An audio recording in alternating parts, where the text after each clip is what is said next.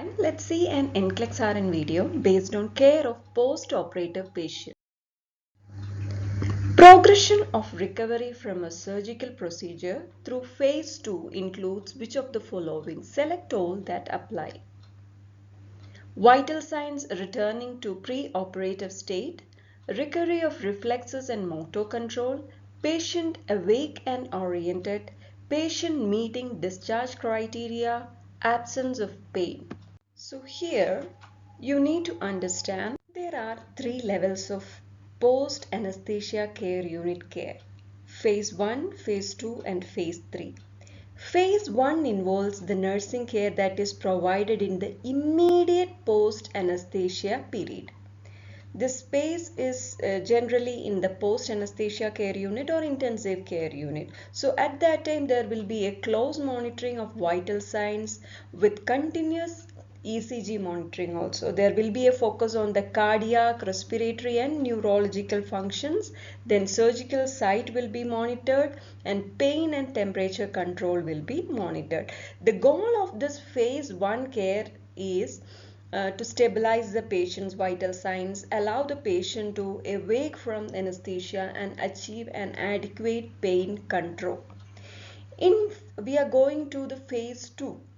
The monitoring is less intensive. So the focus of nursing care is on preparing the patient to be discharged to an extended care environment or home.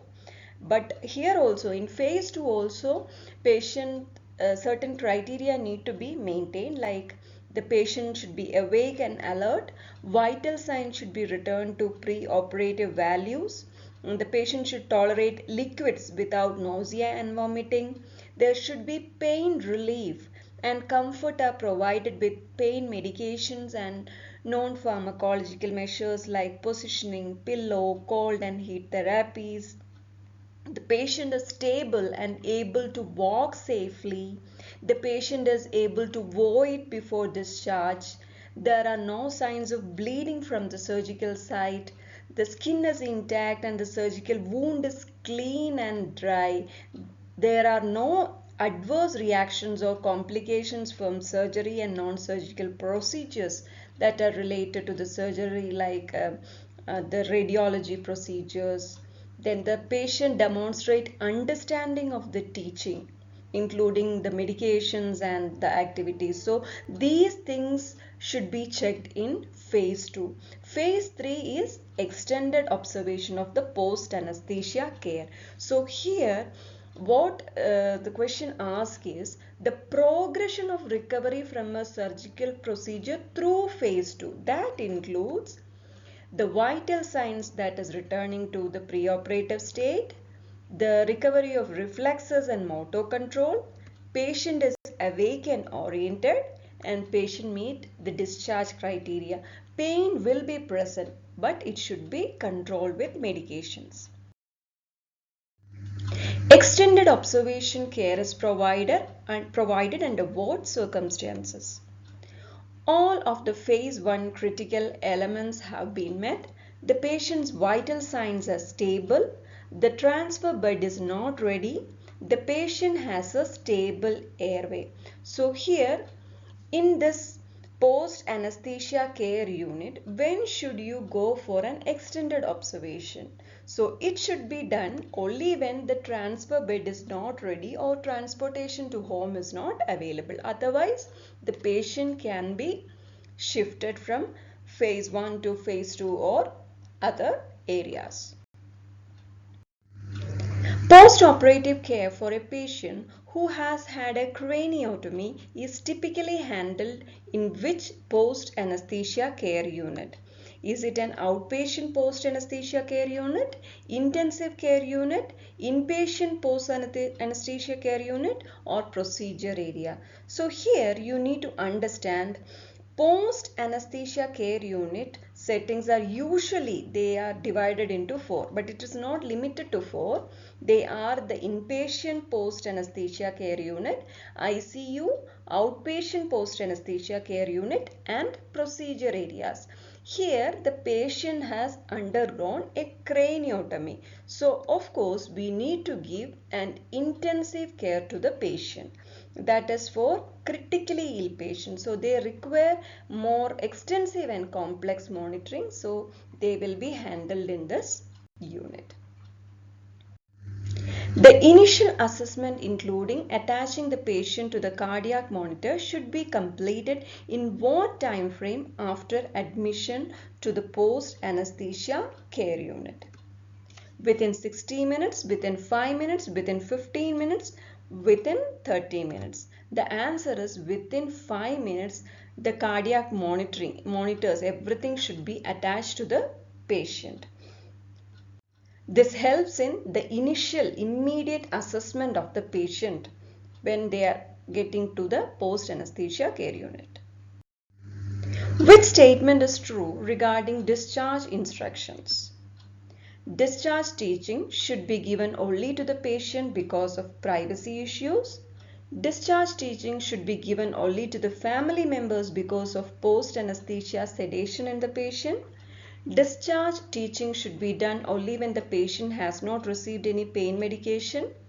Discharge teaching should always be done with the patient and a family member present. So of course, the patient and family member should always be included in teaching, as the patient alone may not remember everything due to the potential sedation issues, post-anesthesia and pain management. So pain medication should not be withheld to facilitate the teaching. The nurse understand PACUs are designed for which of the following? Managing the transition from anesthesia to long-term care, managing the transition from anesthesia through phase 3 of recovery, managing the transition from anesthesia through phase 2 of recovery, managing the transition from anesthesia through rehabilitation. So, post-anesthesia care units are designed for managing the transition from anesthesia through phase 2 of recovery. So, active post-operative care is the care immediately after surgery through the phase 2. Extended care or long-term care and rehabilitation occurs after phase 2 and post-anesthesia care unit discharge criteria has been met. So, here this post-anesthesia care unit is still phase 2 criteria has been met. That includes the phase 2 also. The nurse understands that a patient undergoing right upper lobectomy require general anesthesia will be recovered in which of the following settings? Is it an outpatient post-anesthesia care unit, procedure area post-anesthesia care unit, surgical center post-anesthesia care unit, or inpatient post-anesthesia care unit? So here also the patient will be in inpatient post-anesthesia care unit. So the inpatient post-anesthesia care unit is a big room, but the patients are managed by anesthesia and nursing staff in this inpatient post-anesthesia care unit. They are for patients recovering from major or minor surgical procedures on a continuum from low to high risk of complications. So here a right upper lobe lobectomy has a risk for complication and requires several nights stay in the hospital. So the patient will be recovered in an inpatient post-anesthesia care unit. The nurse understands the immediate post-operative assessment upon admission to the post-anesthesia care unit includes which of the following? Select all that apply. Is it a medical history, full system review, neurological assessment, blood pressure, surgical site drainage? When admitted to the post-anesthesia care unit, there are certain critical areas of assessment which includes airway patency, then the respiratory status including the oxygen saturation and auscultation of the lung sound should be done. Then vital signs should be monitored.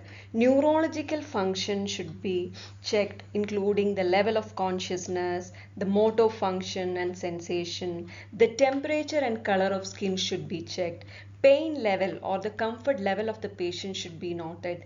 Condition of the dressing, assessing for any bleeding or drainage, it should be done. Then the condition of visible incision. Then presence of patency and the patency of IV catheters, drains and other catheters should be assessed. Hydration status and fluid therapy should be monitored. So here it includes the neurological assessment, blood pressure, surgical site, drainage. This a full system review. It will come after it is determined the patient is stabilized post-operatively, and the medical history it is always done prior to the operation, pre-operatively. Which statement is true about the complicated nature of managing pain medication in the immediate post-anesthesia patient? All patients respond to pain in the same way but have different medications ordered. All patients respond to pain in different ways, potentially requiring different medications. The synergy of all multimodal pain management is unpredictable. Non-pharmacological methods of pain control do not work in the PICU setting. So here you need to understand patients respond differently to pain and require a variety of intervention to control the pain. Upon patient admission to the PACU, the nurse understands the priority intervention is which of the following.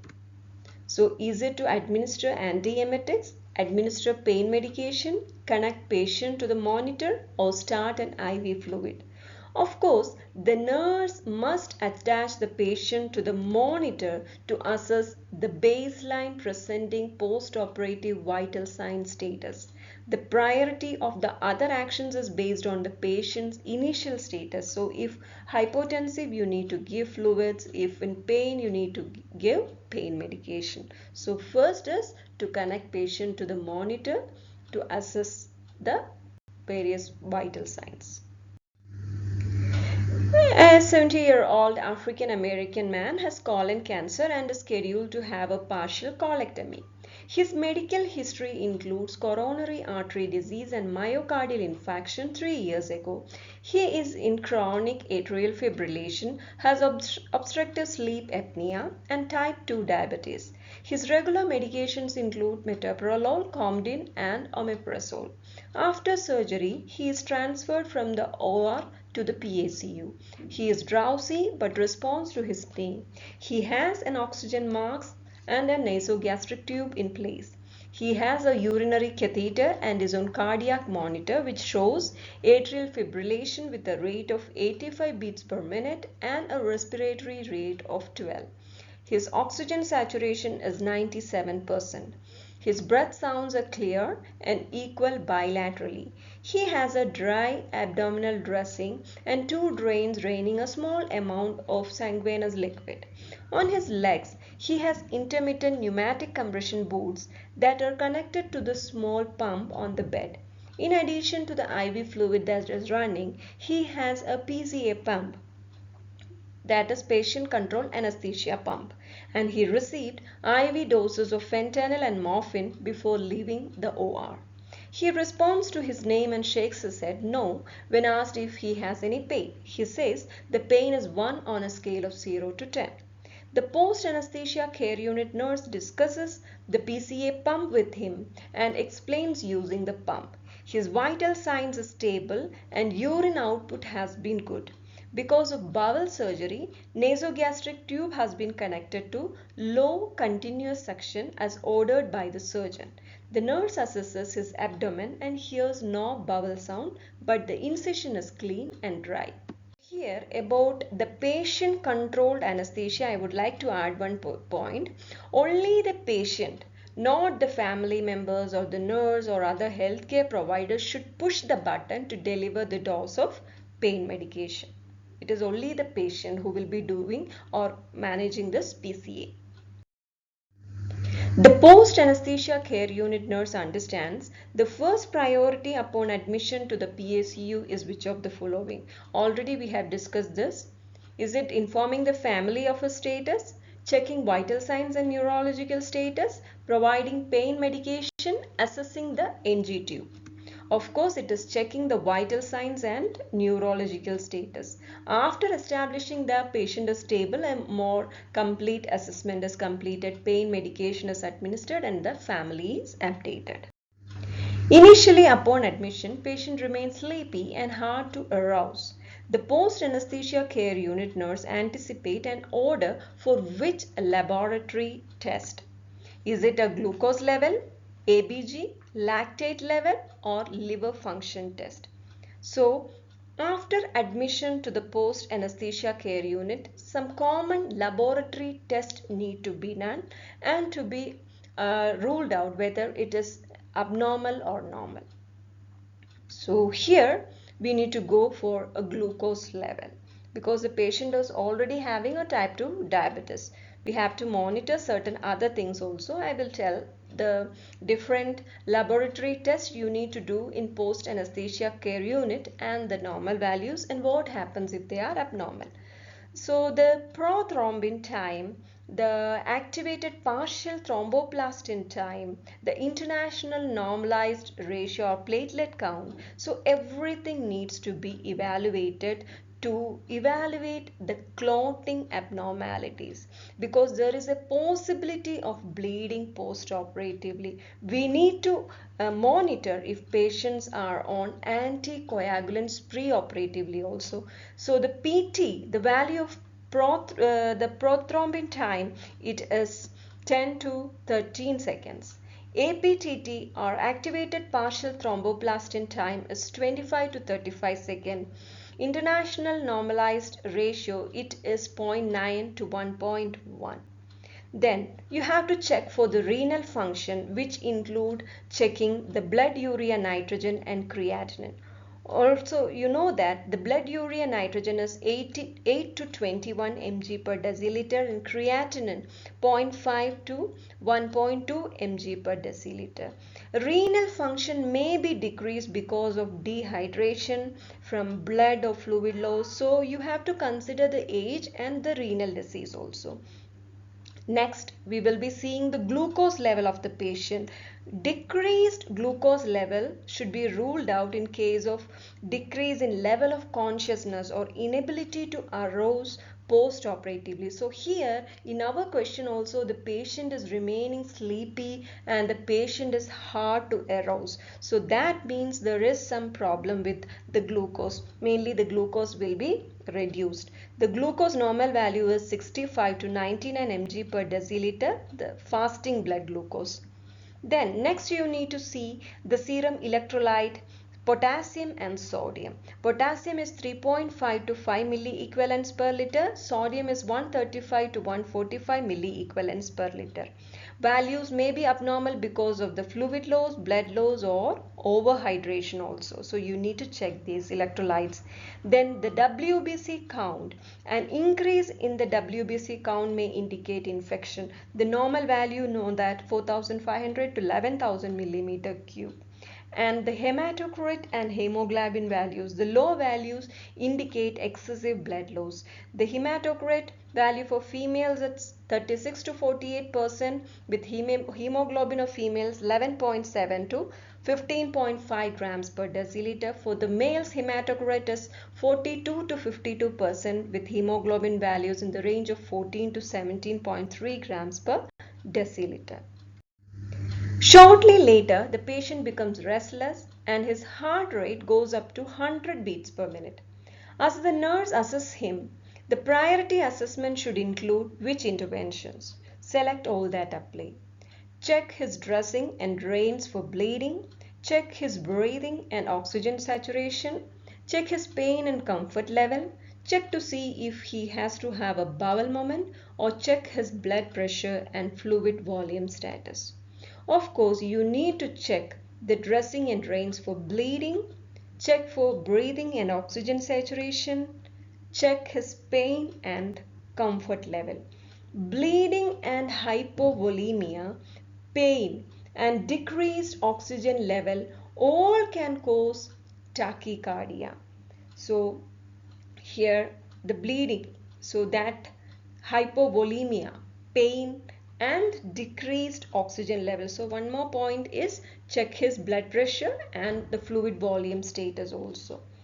The need for a bowel movement may cause restlessness, but it is not the first priority assessment in a post-operative patient, and it's not related to the increase in heart rate also. Before administering pain medication, the nurse's assessment include which of the following? Select all that apply. Sedation level, self-report of pain, vital signs, bowel sounds and urine output. So here the nurse need to check the sedation level, the level of pain reported by the patient, vital signs. In order to safely administer the pain medication and to avoid over sedation, the nurse has to check these three. Bowel sounds and urine output, they are important parameters to assess, but they are not necessary before pain medication. So before pain medication, you need to check for the sedation level, self-report of pain and vital signs. The post-anesthesia care unit nurse supports patient's family by doing which of the following? Select all that apply. Informing family when the patient arrives in the PACU, allowing visitation immediately prior to transfer to his inpatient room, allowing visitation as safety and privacy allows, providing frequent updates, providing visitation policy that allows visitation after discharge from the PACU. So of course we need to inform the family when the patient arrives in the PACU and allow visitation as safety and privacy allows, and of course provide frequent update. This will help ease the family's anxiety. Visiting is allowed as safety and privacy allows also. Family does not have to wait until discharge from the post-anesthesia care unit. Hope you understood the care on this post-operative patients. Thank you so much.